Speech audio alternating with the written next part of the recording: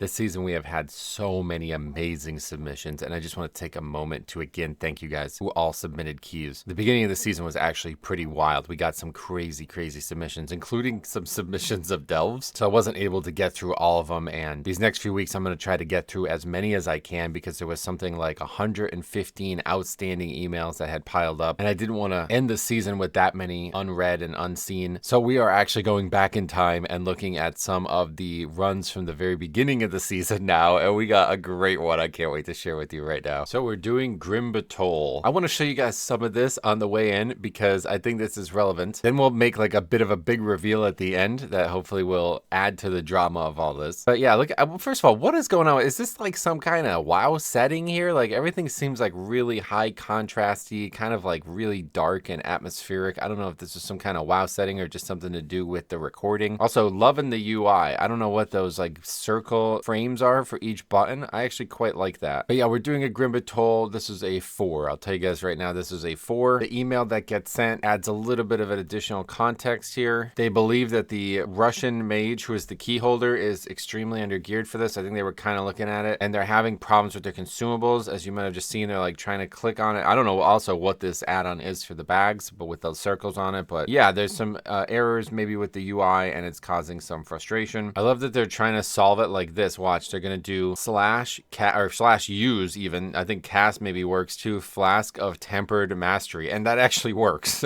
They got their problem solved. But yeah, you see Batol 4. This is a pug, low key. We're gonna have very conservative start to the dungeon. One of the things I always like to look at in the reviews is to see if there's any outstanding issues with maybe DPS or something else that's notable on the screen that's not just the gameplay, right? But there is no DPS meter, and I was just about to comment on that and be like, oh, what? They're playing with no DPS meter in 20. Oh, wait, there it is. What happened? What's going on there? I actually kind of like the idea of having the DPS meter off in combat because I think a lot of people do struggle to divorce themselves from it and maybe make errors on it. But anyway, you're going to see why we're making the review right here. Okay, let's take another look at that. So yeah, fighting just one mob. It's the Twilight Destroyer. This guy is destroying people, I would imagine, especially in low keys. He does a giant knockback, and that knockback does a lot of damage. And as you see from the mini map right there, those guys fell off the platform. Two classes that, yeah, they have pretty good ways to not fall off the platform. I don't know exactly how Druids works, but I'm pretty sure they have a charge, and we know Mage could obviously get out of that potential issue many ways. This is a famous moment from the Magic Dan clip from all those years ago now. Here comes the frontal.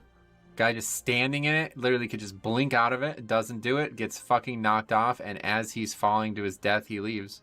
Holy shit. That is the most bizarre thing I don't think I've ever seen something like that before. So I will always laugh whenever we see a mage get knocked off by an actual knockback. But the real reason we're making the video is because those two people getting knocked off immediately draws intense ire from this guy whose name is Bang Sheep, by the way. Bang Sheep is the name. This is on EU, all right? So it's Dalaran, that's the realm I play on, but that's actually EU Dalaran, which is like a totally different thing. Guy says, you know this, Don John? Come here, which I don't, does he try to ping or something? We don't see the ping in the chat. And then the warrior dies. Let's take a look at the warrior's death. So he has not line of sighting, but he's also, I don't know, he's just like taking a lot of damage, maybe standing in the puddles because there's puddles all around. And then I guess he just doesn't line of sight, so he just gets killed. He does not actually get knocked off. This would also be something we were talking about if he did, because obviously warrior have the same charge ability. But you see, I don't know if that damage stuff on his frame is like standing in the puddle or what. I think it is, but yeah, he's just gonna not line of sight and he's just gonna die. He actually gets knocked back into the room that they're currently in. And then yeah, the healer leaves the key. We're like 1 minute into the dungeon. Yeah, 34-minute timer. The guy leaves at 32:31. It's actually like the patented, like, I'm just gonna walk out of the dungeon too. You could see his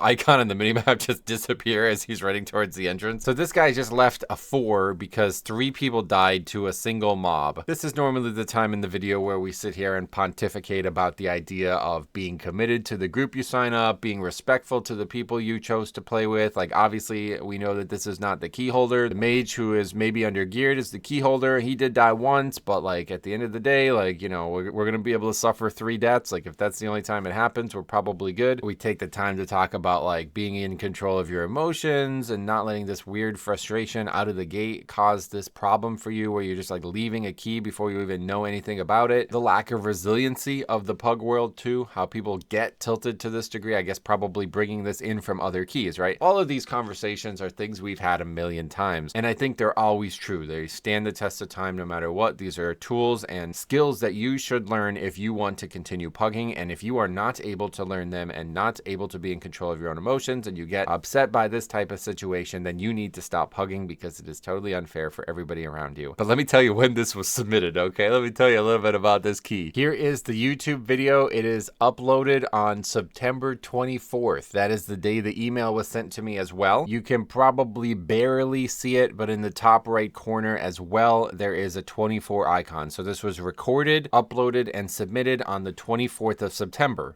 That was a long time ago, wasn't it? Let's take a look exactly at when September 24th was. One of the best things about keeping track of all your runs, you got every piece of data you might need, and so we can actually see that the first runs recorded on this channel were September 17th. Some simple math will tell you that week 2 begins September 24th, but again, as this was the European realms, this was still actually week 1 for EU. So this guy, Bang Sheep, by the way, great name, Bang Sheep from Dalaran EU, leaves a key complaining that people died to an enemy and a 4 on the first week of the season, and is asking, you know this dungeon? And then freaking out when people don't. I mean, what would you think? Like, this behavior is usually probably going to come from somebody who's like pretty accomplished, right? Somebody who's going to dominate the game and they're just really frustrated that they're playing with noobs. That's how you would expect it to proliferate, right? Well, yeah, let's take a look at that too. Here's the player today. Bang Sheep, EU Dalaran, 2100 player. They are 2 of 8 normal Blackrock depths. That's not nothing. Best key is a 10. They did get a 10. They got a 10 done. When was that? Oh, that was fucking 14 weeks ago. Okay. You can see their last keys were around that time anyway. So they basically played this character. I mean, it's very possible that it's an alt of somebody, but when you look at the actual roster, you don't see, I mean, this is one of the top Mythic Plus score players in this guild that seems to have quit as well. And stuff like that just indicates to me that there is a lot of players who are just not ready for this type of thing. Like, they are just not capable of playing in frustrating situations. And it makes me also worry, like, are these the people who are complaining about the state of the game? Are these the people who are trying to influence Blizzard's decisions? All I'm here to tell you today is that if you rage quit a 4 a minute and a half into the dungeon on week 1 of the season, you should stop playing the game. If you do choose to continue to play it, you should definitely not be pugging. The game is plagued by this type of player, and honestly, the only way to solve it is for that player to remove themselves. Like, it's a self-fulfilling prophecy here, truly, because they demand people to know things that are unrealistic of them knowing in week 1 of a season. Not all people are fit for it at the end of the day, and making everybody else who is actively trying, like, instead of just trying to help that person, right? Like, compare this video to yesterday's video. That really is night and day there. And that one was at the end of the season. The one from yesterday was late in the season. This one is from early in the season, the time when you would expect people to need that advice and that knowledge that you potentially seem to have and you're just not willing to give. Cautionary tale here. If this is you or you feel this way in the beginning of a season, like the next season's starting, okay? We're going to have another round of frustrating low keys in the beginning of a season as people try to climb to their expected ranks. You need to be in control of your emotions and try not to bring everybody else down with you, even if you aren't. Stay tuned. There's going to be a lot more of these coming. We still got hundreds to get through. We're going to try to get through as many as possible before the season ends. And then again, stay tuned for the seasonal review of all the disbands that have been featured on the live stream of this channel. Thank you for watching. We will see you guys in the next one.